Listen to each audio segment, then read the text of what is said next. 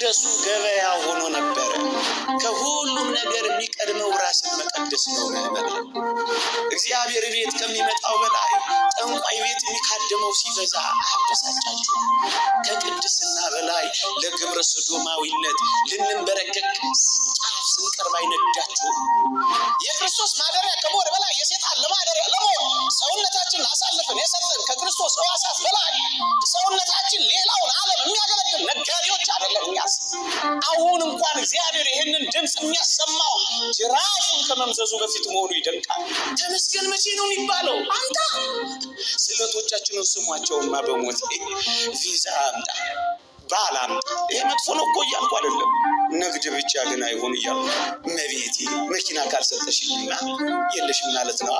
አንተ መኪና ካለ እንደ ወላዲተ አምላክ የለችም። ይሄ እኮ ንግድ ነው። ምን እናድርገው ያሉ ሰዎች ከየት እናምጣው ብለው ሲጨነቁ አላየን። ይሄ እኮ ጅራፍ ነው አይገባንም እንጂ።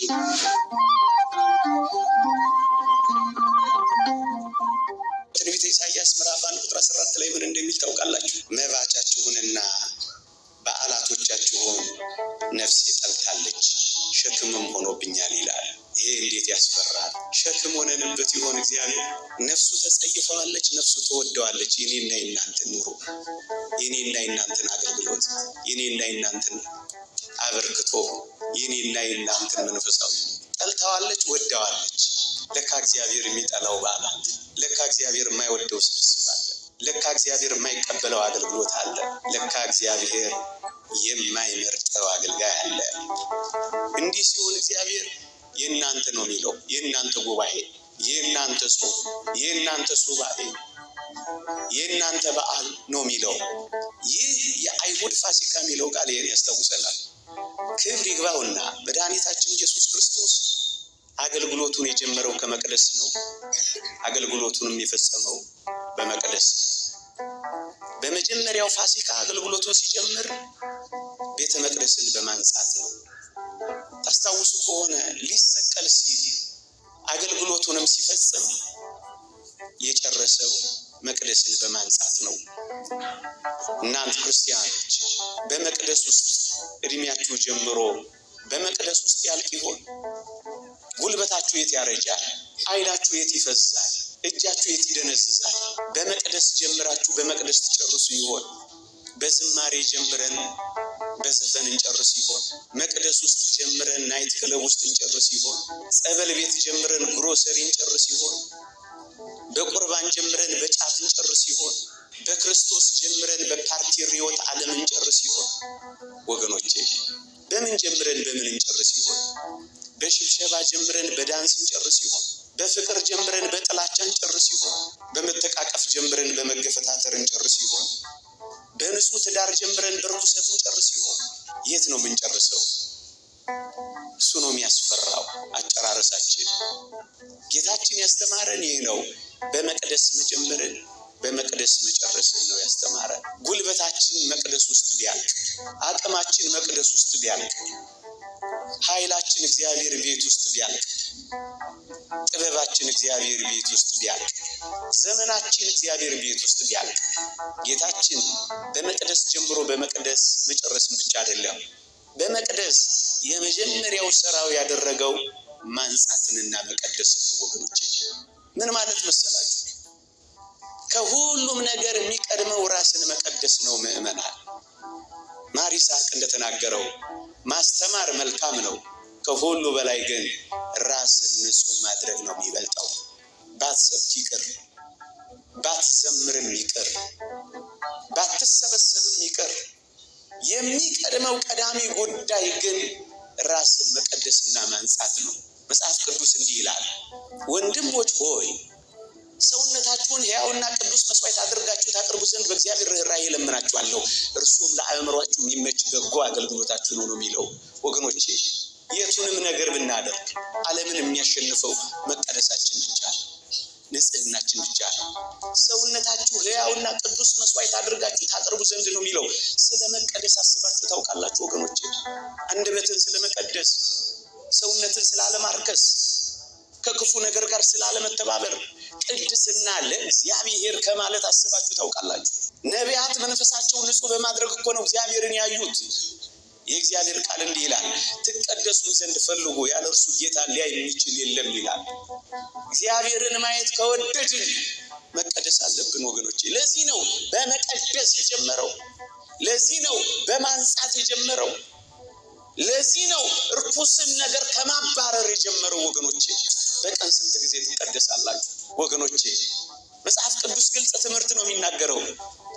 እግዚአብሔርን በመፍራት ቅድስናን ፍጹም እያደረግን ስጋንና ነፍስን ከሚያረክሱ ነገሮች ራሳችንን እንለያለን ይላል ቅዱስ ጳውሎስ። ራሳችሁን ለዩ ምዕመናን። እግዚአብሔር በዋናነት ከኛ የሚፈልገው መቀደሳችንን ነው። እግዚአብሔርን የምታገኝ ነፍስ የተቀደሰች ነፍስ ናት። ለዚህ ነው በኦሪትም በሐዲስም ስለ ቅድስና በሙሉ የሚናገረው ወገኖቼ። ከመቀደስ ነው የተጀመረው ወገኖቼ። ለመቀደስ ሲጀምር ምን አደረገ? የአምልኮ ቦታውን የንግድ ቦታ አድርገውት ነበር። እግዚአብሔርን ከማግኘት ይልቅ ቢዝነስ አድርገውት ነበር። እሱን ያገኘው ጌታችን። አምልኮቱ ንግድ ሆኖ ተቀይሮ ነበር። መቅደሱ ገበያ ሆኖ ነበረ። ይሄ ነው እኮ ጌታችንን ጅራፍ እንዲያነሳ ያደረገው። ስለ ቅዱስ ጳውሎስ በሐዋርያት ሥራ ምዕራፍ 17 ላይ ስታነቡ ወገኖቼ፣ በአቴና በፈላስፎቹ ከተማ ሲዘዋወር ከተማይቱ በጣዖት ተሞልታ ነበር ይላል። እናስ የቅዱስ ጳውሎስ መንፈሱ ተበሳጨበት ይልላችኋል። ምን ሲያይ? ከተማይቱ በጣዖት ተሞልታ ሲያይ መንፈሱ ተበሳጨበት። ኦርቶዶክሳውያን አንዳች የሚያበሳጫችሁ ነገር የለም። ከዝማሬው በላይ ዘፈኑ ሲበዛ አበሳጫችሁ። ከመቅደሱ በላይ ግሮሰሪው ሲበዛ አበሳጫችሁ ወገኖቼ። ዕጣን ከሚሸተው በላይ አሽሽ ማጨሳዎች ሲበዙ አበሳጫችሁ ወገኖቼ። በከተማችንና በሀገራችን ከፍቅር በላይ ጸብ ሲገነግን አበሳጫችሁ። መንፈሳችሁ አይበሳጭም? ክርስትና ሲተው መንፈሳዊነት ሲላላ፣ ጸብ ሲበዛ፣ ቅድስና ሲጠፋ መንፈሳችሁ አይበሳጭም? ቅናት አንገበግባችሁ? ድሆች ሜዳ ላይ ሲወድቁ አንዳች ነገር አይሰማችሁም? ሰዎች በስካር ሲባዝኑ አንዳች ነገር አያማችሁ ወገኖቼ? ሞት ሲበዛ አበሳጫችሁ? ገዳማት ሲደፈሩ አይነዳችሁ? እግሮቻችንን ያጠቡ ዳቤ የጋገሩ እሳት የተጠበሱ አባቶች በጥይት ሲጠበሱ አያሳዝናችሁም? አንዳች ነገር አያበሳጫችሁ? ምንም አይሰማችሁ? መንፈሳችሁ አይበሳጭም? መንፈሳዊነት ሲላላ እግዚአብሔር ቤት ከሚመጣው በላይ ጠንቋይ ቤት የሚካደመው ሲበዛ አያበሳጫችሁ? ከሰማው በላይ ያልሰማው ሲበዛ አይነዳችሁ እንዴ? ከደግነት ከየዋህነት በላይ ሴራ ሲገነግን አያናድዳችሁ? ከቅድስና በላይ ለግብረ ሰዶማዊነት ልንበረከክ ጫፍ ስንቀርብ አይነዳችሁ? አያበሳጫችሁ? ቀስ በቀስ እየተለወጥን ስንሄድ አያማችሁ? ምንም አትበሳጩ? ሙሴን አታስታውሱ? ግብፃዊው ሲደበደብ እንዴት እንደነደደው እንዴት እንዳበሳጨው ትዝ አይላችሁ? ሰይጣን ክርስቲያኖችን ሲደበድብ አይነዳችሁ? ይሄ ሊያበሳጨን ይገባል። ይሄ እኮ ነው ሊበላን የሚገባው። ገዳማቱ ሲፈቱ አይነዳችሁ? አባቶች ስፍራ ሲያጡ አይነዳችሁ? ንጹሐን አንገት ሲሰብሩ፣ ክፉዎች አንገት ሲያቀኑ አያቃጥላችሁ? አይበላችሁ? ኖርማል ነው፣ ፒስ ነው፣ ምንም አይሰማችሁ? ስራ ልንሰራ ነው የተሰበሰብነው ወይስ እንደ ከዚህ ቀደሙ ከንፈር መጠን ለመለያየት ነው የተሰበሰብነው? ለመቀጠልና ለማቆም ባለው የዚህ ዓለም ትግል ውስጥ የሚያበሳጫችሁ ነገር የለም። በከተማይቱ ጣዖት ሞልቶ ሲመለከት መንፈሱ ተበሳጨበት የሚለው እኮ ጌታችንም ገብቶ ሲመለከት ነጋዴዎች በዝቶ ሲያይ ጅራፍ አነሳ። እሱ ነው እኮ የቤት ቅናት ይበላኛል ያለው። አየ ጌታችን ምን አደረገ? ጅራፍ ገምዶ በሬ ነጋዴዎችን፣ በግ ሻጮችን፣ ርግብ ሻጮችና ገንዘብ ለዋጮችን እየገረፈ አባረራቸው። በሬዎቹን አባረራቸው፣ በጎቹን አባረራቸው፣ ርግቦቹን በተናቸው። የወርቅ እና የገንዘብ መለዋወጫዎችን ገለበጠባቸው ይላል። ገለበጠባቸው። ሰዎቹን አይደለም የነካው። ግን አንድ ነገር ላስታውሳችሁ፣ እጅግ የሚደንቅ አምላክ ነው።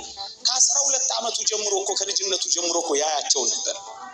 አሁን 30 ዓመት ሞልቶታል አገልግሎት ሲወጣ ምን ያህል ዘመን እንደታገሳቸው ተመልከቱማ ወገኖቼ።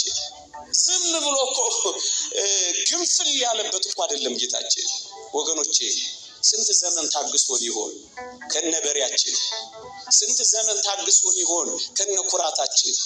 ስንት ዘመን አልፎን ይሆን ከነትዕቢታችን፣ ከነግሳታችን፣ ከነኩራታችን፣ ከነትምክህታችን፣ ከነምጽድቅናችን፣ ከነስካራችን፣ ከነዝሙታችን ስንት ጊዜ ተሸክሞን ይሆን? ስንት ዘመን አለፈ? ምን አይነት ቸር አምላክ ነው! እንደመጣ እኮ ይሄን ላድርግ አይደለም ያለው፣ ዝም አላቸው፣ ጠበቃቸው። ወገኖቼ ይሄ የመጠበቅ ዘመን ነው። አሁን እንኳን እግዚአብሔር